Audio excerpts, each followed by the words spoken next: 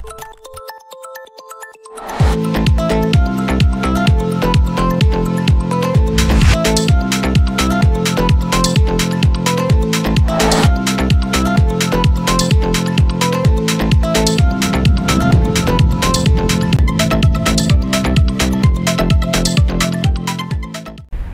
Sumsel 24 jam hari ini, Ikrab Indonesia dan Forum Daerah Aliran Sungai Sumatera Selatan menginisiasi lokakarya multipihak di Palembang belum lama ini. Lokakarya digelar untuk memperkuat kolaborasi dalam rencana kegiatan peningkatan penghidupan yang berkelanjutan dan berwawasan lingkungan. Bertempat di Hotel Aston Palembang 24-27 Januari 2022 digelar lokakarya yang menjadi salah satu kegiatan dalam proyek Fit Impact yang dikoordinir oleh Ikrab Indonesia. Lokakarya tersebut dihadiri tim kerja bersama yang merupakan perwakilan berbagai dinas pemerintah terkait, pemerintahan desa, dan pihak swasta yang beroperasi di dua desa target yang terletak di Kesatuan Hidrologis Gambut atau KHG Saleh Sugihan, yakni Desa Baru dan Desa Daya Kesuma. Kepala Badan Perencanaan Pembangunan Daerah Kabupaten Banyuasin, Insinyur Haji Kosarudin MSI, menyambut baik inisiatif lokakarya tersebut. Sebab sejalan dengan kondisi Banyuasin yang memiliki luas lahan 295.800 hektar atau 13% dari luas total lahan gambut di Provinsi Sumatera Selatan. Menurut dia, kegiatan yang bertujuan untuk memperkuat kolaborasi multi pihak sebagai langkah awal untuk menjalankan kegiatan peningkatan penghidupan berwawasan lingkungan di dua desa percontohan. Ia juga meminta agar hasil lokakarya ini disampaikan ke pihak pemerintah Kabupaten Banyuasin, mulai dari bagaimana perencanaannya, pelaksanaannya, monitoring, dan evaluasinya. Dia ingin melihat dampaknya jika bisa mengurangi angka kemiskinan dan lain-lain, sehingga bisa menjadi model untuk diadopsi di tingkat kabupaten.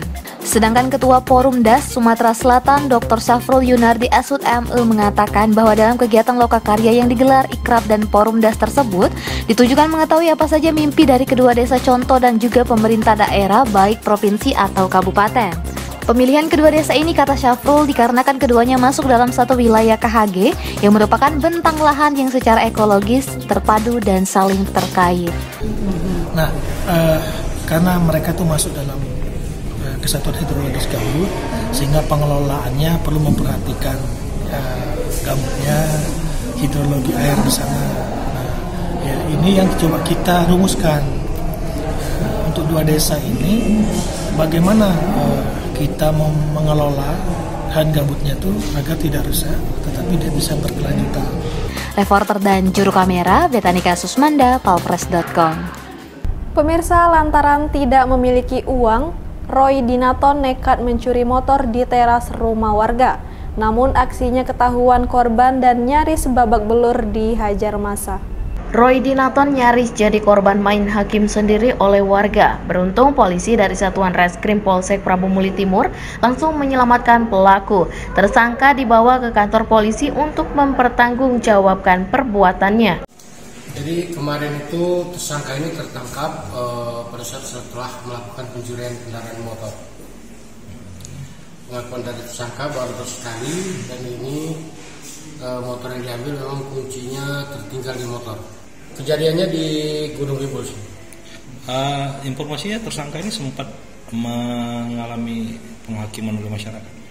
Belum sempat, baru tertangkap. Jadi anggota kita kebenaran anggota kita ada di lapangan, jadi begitu mengetahui ada keramaian, ada tersangka melakukan pencurian, anggota langsung segera merapat ke TKP. Pelaku kedapatan mencuri motor milik Jumali pada Minggu 23 Januari lalu pukul 14 waktu Indonesia Barat. Saat itu ia melihat sepeda motor Honda Beat warna merah tahun 2014 BG 2768CR. Motor terparkir dengan kunci masih tertinggal di stop kontak di teras bedeng kontrakan korban, Jalan Baroka, Kelurahan Gunung Ibul, Kecamatan Prabu Muli Timur. Melihat korban lengah, tersangka langsung membawa kabur motor tersebut. Rupanya aksi Roy ketahuan korban, yang seketika menjerit maling. Warga yang mendengar teriakan tersebut langsung mengejar pelaku. Tim Opsnal yang dipimpin Kanit Reskrim Polsek Prabu Muli Timur Ibda Haryoni Amin SH ikut mengejar pelaku dan berhasil menangkapnya. Ketika dilakukan penggeledahan ditemukan satu buah obeng kecil di saku celananya. Tersangka mengaku baru sekali itu mencuri motor Ia terpaksa melakukan lantaran tidak punya uang untuk menghidupi istri dan keempat anaknya. Reporter dan juru kamera Andrianto, palpres.com. Tongkat komando pimpinan di Batalion Zeni Tempur 2 Kodam 2 Sriwijaya berganti. Mayor CZI Ibnu Muntaha mendapat amanat dan tugas menjabat Danyon Zipur 2 menggantikan Letkol CZI Alfian Rahmat Purnamasidi. Serah terima jabatan Danyon Zipur 2 SG yang digelar di lapangan upacara Kesatrian Balakarta Yon Zipur 2 SG dipimpin langsung Pangdam 2 Sriwijaya Maijen TNI Agus Suhardi serta dihadiri Kasdam 2 Sriwijaya Brigjen Gumuru Winarjat Miko, para PJU di lingkungan Kodam 2 Sriwijaya dan Wali Kota Prabu Muli Insinyur Haji Ridho Yahya MM bersama Kajari, Ketua PN serta Kapolres. Danyon Zipur 2 SG Mayor CZI Ibnu Muntaha M.Han sebelumnya menjabat dan Satdikta Pusdikzi Bogor, sedangkan Letkol CZI Alfian Rahmat Purnamasidi SIP MSI dipercaya pimpinan menjabat Dandim 0117 Antam atau Aceh Tamiang Kodam Iskandar Muda. Pangdam 2 Sriwijaya Maijen TNI Agus Suhardi mengatakan alih tugas dan jabatan dalam lingkungan jajaran TNI AD merupakan suatu hal yang selalu dilakukan secara terencana dan mempertimbangkan keterpaduan antara kepentingan pembinaan personel dan pembinaan satuan sebagai upaya untuk meningkatkan kinerja dalam rangka mendukung pelaksanaan tugas. Oke, seperti kita saksikan bersama tadi bahwa hari ini saya sudah menyerahkan tugas wewenang tanggung jawab Danyon Zeni Tempur 2 ya, dari Letkol Alfian ke Mayor Ibnu Muntaha. Mudah-mudahan pembinaan personel ini akan memberikan pengalaman baik itu tour of duty, tour of area-nya, sehingga perwira ke depan Angkatan Darat bisa untuk menjadi seorang pemimpin yang mempunyai pengalaman yang baik, pengalaman tugas yang baik, sehingga dalam menentukan kebijakan, dalam menentukan keputusan, dalam membina satuannya dapat lebih baik lagi.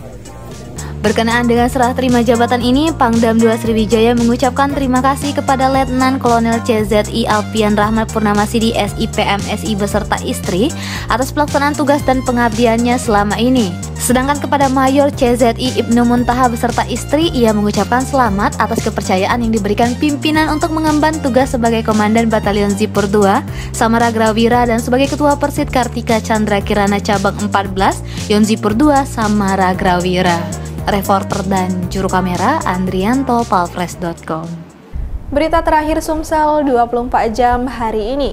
Kedatangan Presiden Jokowi di Kota Pagar Alam memberikan kesan tersendiri bagi masyarakat.